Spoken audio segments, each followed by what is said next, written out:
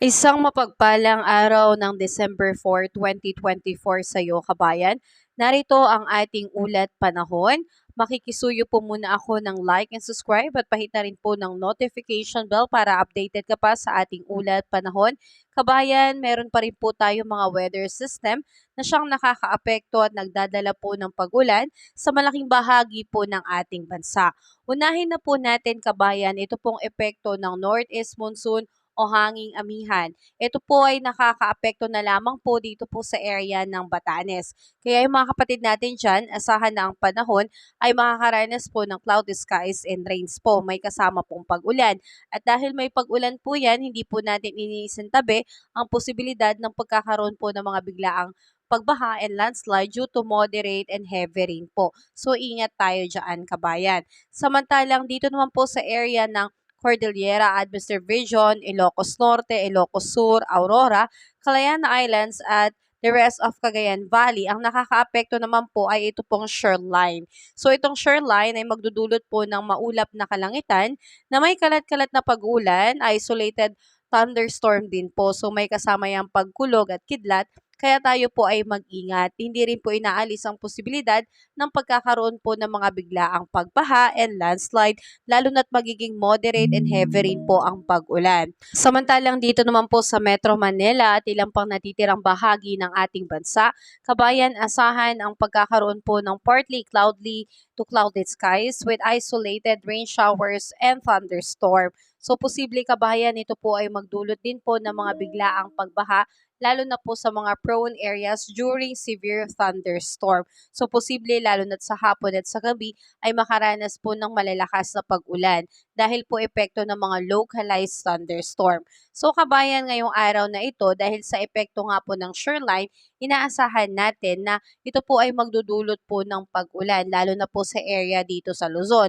So ngayong umaga hanggang tanghali, asahan heavy to intense rain, 100 to 200 millimeters na pag-ulan dito po sa may Isabela. So yung mga kababayan natin dyan ay mag-ingat dahil posible po itong magdulot nga po ng pagbaha.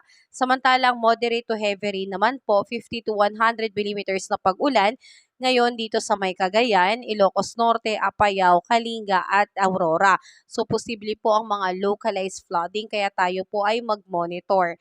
At inaasahan din nga, kabayan, pagdating ngayong hapon hanggang Thursday, December 5, heavy to intense rain naman po dito naman po sa may Cagayan. So ingat tayo dyan, kabayan, dahil 100 to 200 millimeters po ang ibubuhos na ulan.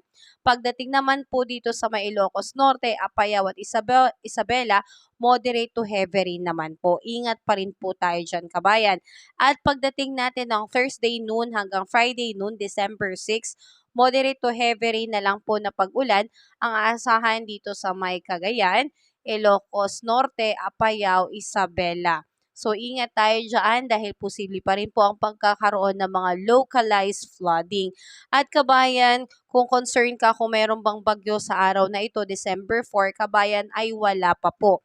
Pero naglabas na rin po ng taya ang DOST Pag-asa na posibleng this week, first week po ng December 2 hanggang December 8 ay observe natin, kabayan, dahil posible po merong isang sama ng panahon ang mabuo at posible itong pumasok sa loob ng Philippine Area of Responsibility.